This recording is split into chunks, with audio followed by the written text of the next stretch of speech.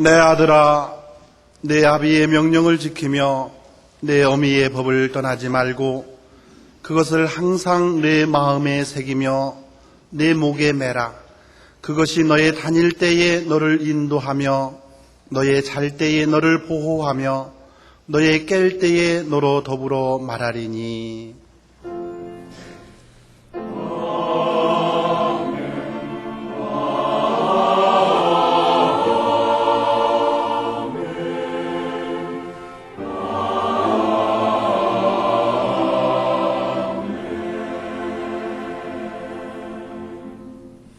이 시간 하나님께서 우리에게 주시는 구약의 말씀은 레위기 19장 32절입니다. 구약 성경 176쪽입니다.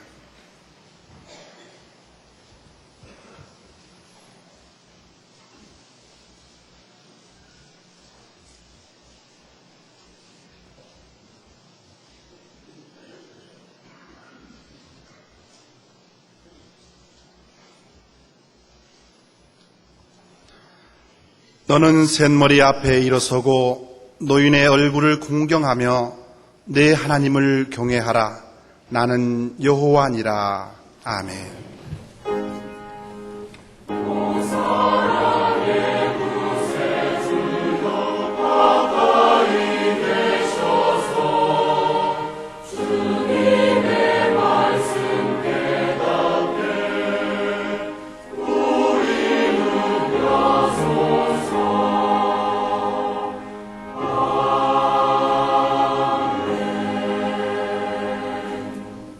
하나님께서 우리에게 주시는 신약의 말씀은 에베소서 6장 1절에서 3절입니다.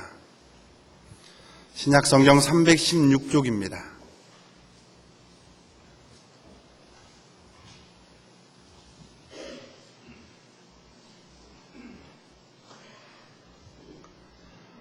자녀들아, 너희 부모를 주 안에서 순종하라. 이것이 옳으니라. 내 아버지와 어머니를 공경하라. 이것이 약속 있는 첫 계명이니 이는 내가 잘되고 땅에서 장수하리라. 아멘.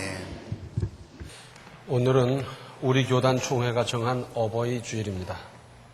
하나님께서 이스라엘 백성에게 내려주신 10계명을 크게 나누어 보면 제1계명으로부터 4계명은 피조물인 사람이 창조자이신 하나님을 어떻게 섬겨야 하는지를, 그리고 이러한 믿음을 바탕으로 성도가 살아가야 할 사회생활에 관한 것이 제5계명으로부터 10계명까지 6가지에 이릅니다. 그런데 그 첫 번째 계명이 뭡니까?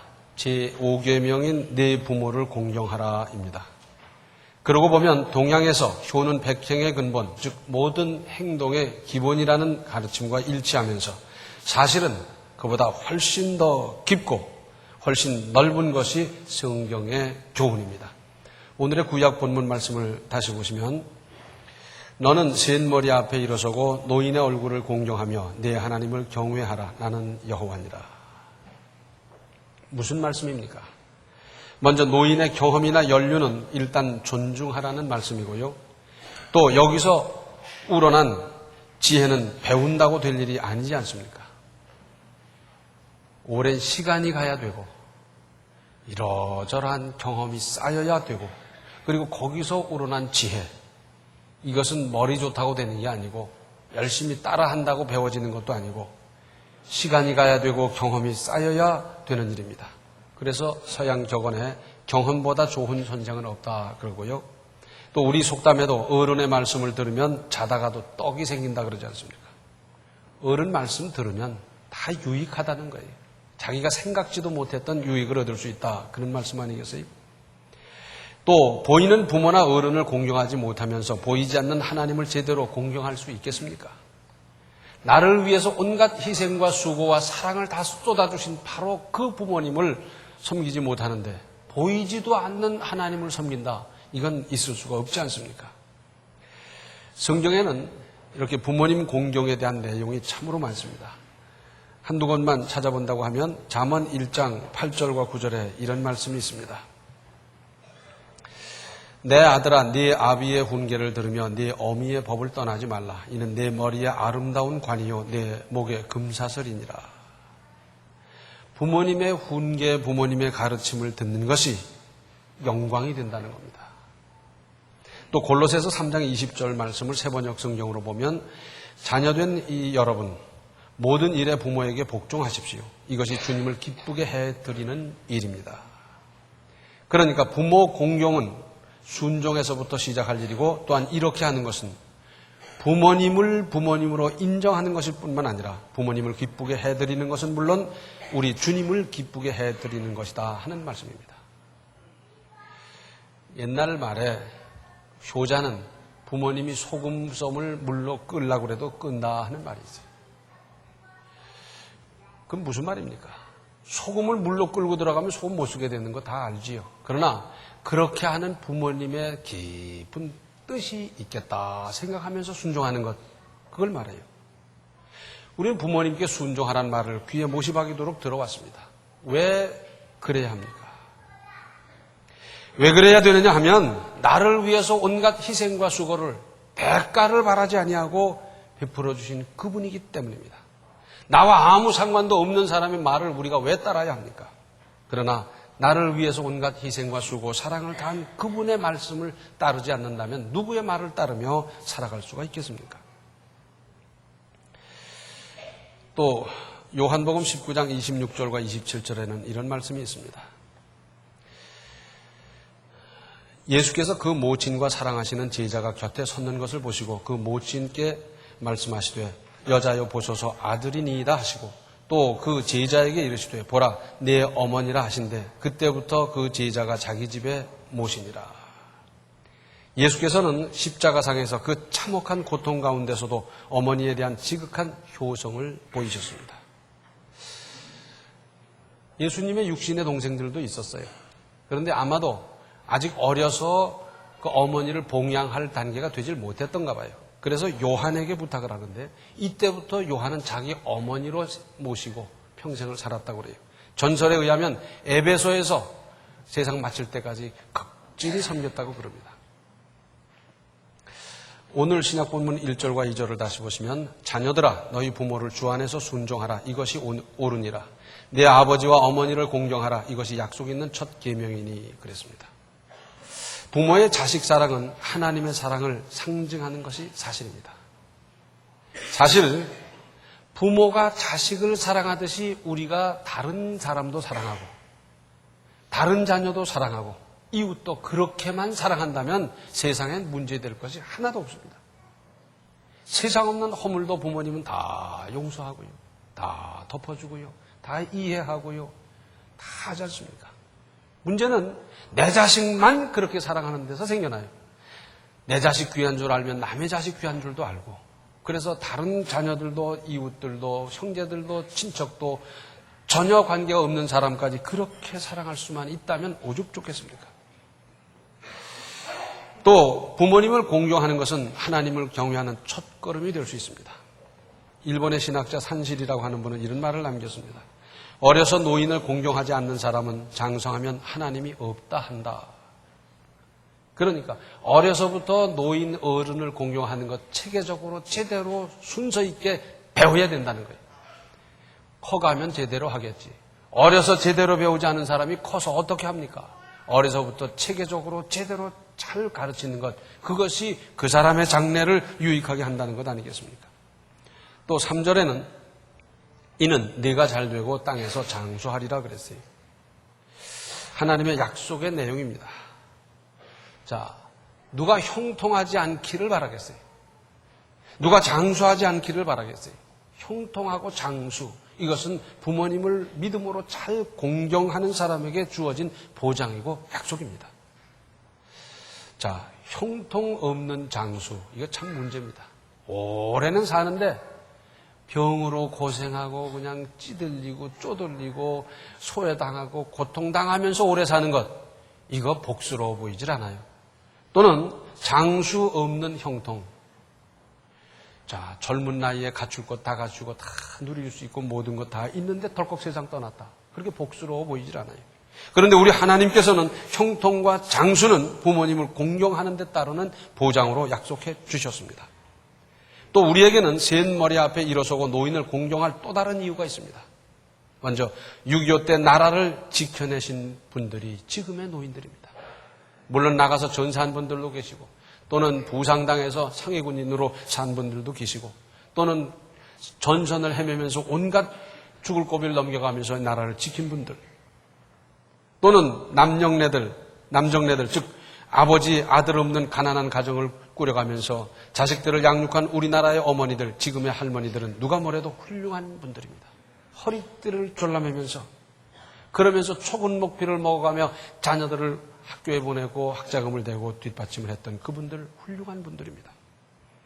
또 우리나라가 이만큼 살 수 있도록 뼈 빠지게 일하신 분들입니다. 그래서 오늘의 기초를 놓아주신 분들이기 때문에 더욱 공경할 이유가 있는 겁니다. 거기다가 믿음의 부모님들은 자녀들을 위해서 얼마나 기도하십니까? 세계 어느 나라 부모를 막론하고 자녀를 위해서 다 기도하겠습니다만은 우리나라 부모님들만큼 자녀를 위해서 기도하는 부모님들이 어디 계시겠어요? 나를 위해서 기도해 주시는 부모님이 계신 것보다 더 훌륭한 배경이 세상 천지에 어디 있습니까? 우리나라 부모님들은 이렇게 자녀들을 위해서 기도해 주셨던 분들입니다. 부모 없이 태어난 사람이 어디 있으며 부모의 희생 없이 성장한 사람이 몇 명입니까? 요즘 이런 계절에는 여기저기서 경로잔치를 벌입니다. 그래서 할머니, 할아버지들 모셔다가 이제 잘 대접하고 즐겁게 해드리고 그래요. 참 좋은 일이지요. 그런데 한 번쯤 하는 건 별로 가치가 적어요. 작게라도 적게라도 꾸준히 돌보는 것, 이것이 중요합니다. 한 번쯤 하는 건 누가 못합니까? 다 할 수 있어요. 모셔오고 사진 찍고 그래서 무슨 실적으로 나타내고 이것보다는 적게라도 작게라도 꾸준히 힘쓰는 겁니다. 요즘 아주 히트하는 영화가 있다고 그래요. 집으로. 보셨어요? 그런 건 좀 봐요. 사실은 저도 못 봤지만 저도 좀 보려고 그럽니다. 내용 대충 들으셨죠? 순수하고도 꾸밈 없는 정이 그립고 그래도 인정이 숨쉬는 푸근한 고향이 그립고 손자 손녀의 온갖 응석바지가 되어주시던 할머니가 그립고 그런 마음으로 그 영화 보고 감동을 주고 그러다 보니까 300만 명이 봤다고 그러지 않습니까? 젊은 분들 생각 좀 해보십시다. 안 늙을 장사 있습니까? 지금 뭐 약이 발달되고 뭐가 어떻고 해서 이제 노화를 늦추고 노화가 안 되고 뭐 야단하지만은 뭐 주름살을 펴는 건 어떨지 몰라도 노화를 무슨 수로 방지하겠습니까? 70이 된 분을 30으로 만들어 놓겠습니까? 뭐 40으로 만들어 놓겠습니까? 안 늙을 장사가 한 사람도 없어요. 혹 노인들 입장에서 볼 적에 혹 섭섭하거나 홀대를 당했다 할 적에 마음속으로 하는 말씀들이 있어요. 너도 늙어봐라. 노인들 개중에는 혹 실수도 하시고요. 깜빡깜빡 잊어버리다 보니까 억울한 말씀을 하는 경우도 있어요. 대화가 좀 안 통하기도 하고 옛날 방식을 고집하기도 하고 혹은 무슨 냄새가 나기도 합니다. 그런데 잘 들으십시오. 내가 그 나이, 내가 늙어서는 혹 더 할 수도 있다는 생각을 해보십시오. 나는 그보다 더 실수가 많고 나는 그보다 더 주책스럽고 나는 그보다 더 냄새를 피우고 그럴 가능성이 있지 않습니까? 나는 세상 떠나는 그날까지 깔끔하고 깨끗하고 뭐 흠도 티도 없이 살다 가겠다. 자신 있는 사람이 어디 있어요? 다 늙다 보면 허리 아프고 혈압 오르고 무릎 아프고 다 그 있는 거고 그러다 보면 깜빡깜빡 잊어버리고 다 그러는 거지. 늙지 않을 장사 없고요.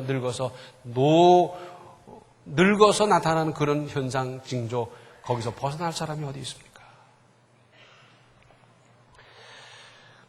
제가 미국 디트로이트를 갔더니 한인교회에서 설교를 해달라고 그래요. 근데 그날이 뭐 아버지의 날이라나 무슨 날이라고 그러면서 그런 설교를 해달라고 그래서 했어요. 그러면서 제가 이런 말씀을 했습니다. 사람이 70이 넘으면 치유의 법권입니다. 그래서 70 넘은 노인은 따지는 게 아니고 그저 혹 실수를 하든지 뭘 하든지 간에 잘 돌봐드리고 그저 보살피고 덮어드리고 이러는 거지 뭐 따지는 게 아닙니다. 그러고 이제 했는데 나중에 들으니까 그분들이 다른 건 다 잊어버리고 그 소리만 기억하는 거예요. 70이 넘으면 치유의 법권이라더라. 그때 그 목사님이 그러더라. 그러니까 따지지 말아라. 그러면서 그 목사님 또 언제 오냐고 그런다 그래요. 70이 넘으면 치외 법권이에요. 그래서 70 넘은 노인들이 혹 실수하기도 하고 혹 뭐 잊어버리기도 하고 뭐 하더라도 그런 건 따지는 게 아니에요. 따지는 게 아니에요. 그 연세가 돼서 그렇게 되는 건 당연한 거니까 그걸 우리가 젊은 사람들이 다 이해하고 덮어드리고 감싸드리고 그저 다 그렇게 하면서 사는 거지 꼬치꼬치 따지는 게 아닙니다. 왜? 나도 그렇게 될 텐데. 얼마 전에 전철을 타고 가면서 그 경로석에 앉아있는 노인들 표정을 쭉 관심 있게 살펴봤더니 그 얼굴에 세월이 들어있고 연륜이 들어있고요. 고생한 사연과 숱한 여러 고비, 산전수전이 다 들어있는 모습을 봤어요. 다 들어있지 않습니까? 옛날에 반공포로라는 게 있었어요. 지금 젊은 분들 잘 모르시고 연세 높은 분들 아시겠습니다만 이건 뭐냐면 6.25 때 인민군 포로를 잡아와서 포로 수용소에다 이제 수용을 하고 있는데 그 안에서 진짜 빨갱이와 그렇지 않은 사람 사이에서 문제가 생기고 그리고 그 빨갱이들이 인민재판을 해서 그걸 자기들 같이 따라주지 않는다 그러는 사람들은 죽이고 파묻어버리고 온갖 이 만행이 많이 저질러졌어요. 이거 안 되겠다. 그래서 친공포로 반공포로 하고 둘로 나눴습니다. 그리고는 어느 날 미군과 상의도 아니하고 반공포로로 석방했어요. 그때 이제 동해에서 다 연락이 오더라고요. 저희 집에도 왔어요. 반공포로가 오거든 며칠 좀 숨겨주고 옷도 좀 주고 그렇게 하고 며칠 지나면 갈 거니까 그렇게 해줘라. 그래서 우리 집에서도 그때 3분인가 오셔서 며칠 묵고 그리고 옷을 드리고 그러고 이제 갔었어요. 자, 반공포로로 석방된 분들이 이 남녘에 사고 무친하고 이런 분들이 어디 가서 살겠습니까? 근데 그 중에 한 분이 이런 생각을 했어요. 아, 이제 곧 통일이 될 거니까 고향 가까운 데서 살다가 통일되면 바로 가서 부모님 모시고 살고 그러자. 그리고는 흘러 속초에 가서 살게 됐습니다. 그런데 마침 이웃에 보니까 어떻게 단신월남한 아주머니가 있어서 아주 딱하고 사정이 그래서 그분을 자기 어머니를 삼았어요. 친어머니 같이 잘 공경하다가 결혼을 하고 아이 낳고 그랬는데 그 부인도 친시어머니로 잘 섬기고 아이들도 친할머니로 잘 섬겼어요. 그러다가 이 할머니가 점점 나이가 많아지시다가 보니까 이제 거동도 불편하고 여러 가지가 불편해서 속초에서 조금 떨어진 데 옮겨 계시게 하다가 가까이서 섬겨야 되겠다 해서 이 반공포로였던 이분은 속초 시내에서 다시 그리로 이사를 해서 그 할머니를 잘 공경하는 거예요. 금년에 102살이 됐었어요. 앞을 못 보게 된 노환으로 앞을 보지를 못합니다. 그런데 이 반공포로 출신 이분도 이제 할아버지가 됐지 않습니까? 그런데 이제 이산가족 방문하고 만나는 이 신청을 자기도 부모님 보고 싶고 친척 그립고 얼마나 그립겠습니까만은 그 어머니를 신청해야 되겠어요. 근데 신청한 사람은 많고 그러다 보니까 신청했다고 다 가는 게 아니고 하다 보니까 이 할머니는 아직 뵙지를 못했다 그럽니다. 가지도 못했고 와서 만나지도 못했고 아직 못 만났다 그래요. 102살까지 사는데 지금도 극진히 얼마나 잘 봤다는지 동네 사람들이 감동이 됐어요. 그 할머니 저렇게 장수하는 것은 저 할아버지 저렇게 잘 받들어서 저렇다. 이런 분을 우리가 그냥 둬선 되겠는가. 동네 사람들이 그저 도장을 찍고 진정서를 만들고 막 이렇게 해서 올라와서 금년에 이 할아버지는 이제 훈장을 받았습니다. 삭막하고 나쁜 사람만 세상에 들끓는 것 같지만 이런 분들이 한 분 한 분 중간에 있다는 것은 그것이 우리나라가 그래도 하나님의 은혜를 입을 수 있는 근거가 되는 것 아니겠습니까? 그런데 제가 신방을 해보면 그래요. 우리 아버지는요 90은 문제없을 줄 알았습니다. 그런데 떨컥 돌아갔습니다. 우리 어머니는요 100세는 문제없을 줄 알았는데 이렇게 떨컥 돌아갔습니다. 이런 이야기를 제가 많이 듣습니다. 부모님이 언제 날짜 정해놓고 돌아가는 것도 아니고 평소에 강건하시던 모습 보면 뭐 100세 갈 것 같았지만은 노인 건강은 못 믿는 겁니다. 이렇게 떨컥 돌아갈 줄 알았더라면 제가 좀 자주 좀 찾아뵙고 또 했을 텐데 그런 안타까움으로 가슴 아파하는 분들을 많이 만나봐요. 부모님 살아계실 때 잘하십시오. 한없이 오래 살 부모님 안 계시고요. 80, 90 약정된 세월을 사는 사람은 한 사람도 없고요. 살아계실 때 잘하시기 바랍니다. 그런데 이제 연세교회 들어가시는 분들 중에는 이런 생각을 합니다. 자녀들이 혹 부모님을 가슴 아프게 한다든지 불편하게 한다든지 섭섭하게 한다든지 그럴 적에 에이, 나도 부모님께 잘못했으니까 저놈이 저러는 거지. 그러고 말아요. 그런데 그렇지 않습니다. 내가 부모님께 잘하지는 못했다 손 치더라도 내 사랑하는 자녀가 이 땅에서 형통하고 장수하게 하기 위해서라도 부모님 공경을, 노인 공경을 가르쳐야 합니다. 내가 대접받고자 하는 것보다도 저희들을 위해서 형통하기 위해서, 장수하기 위해서라도 제대로 가르쳐야 됩니다. 자기가 다 한 것을 가르칩니까? 자기가 다 못해도 가르쳐야 돼요. 저는 개인적으로 어버이 주일만 오면 제일 괴롭습니다. 왜? 불효했기 때문에.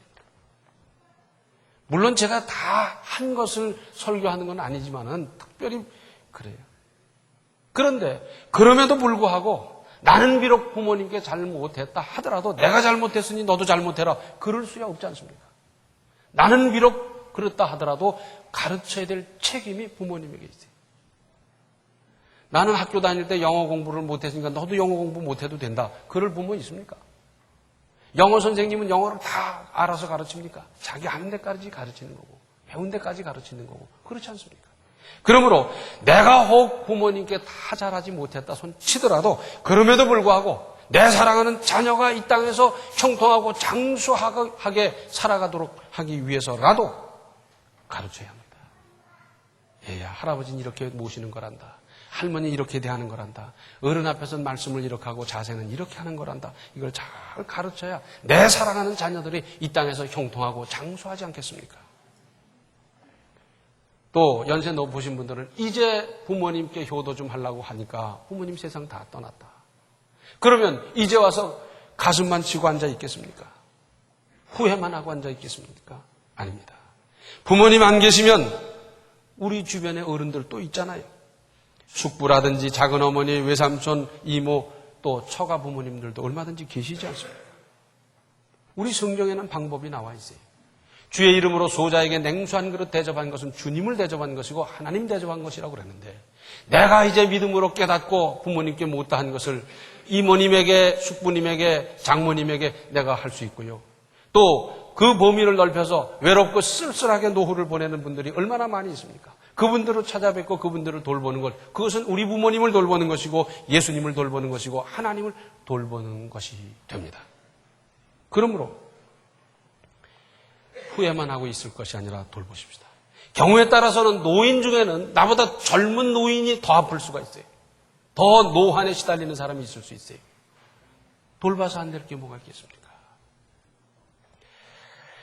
약속이 있는 첫 계명, 형통과 장수. 얼마나 대단한 약속입니까? 이제 우리 부모님을 물러리고 우리 주변에 있는 어른들, 노인들을 잘 공경함으로 가정마다 형통하고 장수하는 이 전통이, 이 은혜가, 이 복이 대대손손 물려가게 되기를 바랍니다. 기도하시겠습니다. 은혜로우신 아버지 하나님, 저희들은 다 불효자식이었습니다. 부모님 받은 은혜가 크지만 다 돌려드리지 못하고 잘 공경하지 못했던 불효자식들입니다. 하오나 이제 깨달아 싸우니 저희들이 이제는 믿음을 새롭게 해서 우리 주변의 어른들, 부모님들 새롭게 잘 돌볼 수 있는 믿음이, 마음이 되게 하여 주시옵소서. 그래서 가정마다 형통하고 장수하는 전통이 대대손손 물려갈 수 있도록 도와주시고 어려서부터 잘 가르치고 잘 배워서 어른을 잘 섬기고 부모님을 잘 섬기는 모든 가정들이 되게 하여 주시옵소서. 예수님의 이름 받들어 간절히 기도하옵나이다. 아멘. 부모님과 어른을 믿음으로 잘 공경하십시오.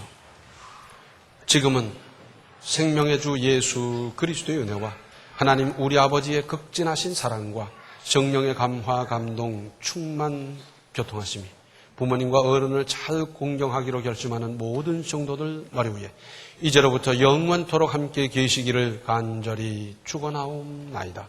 아멘. 주고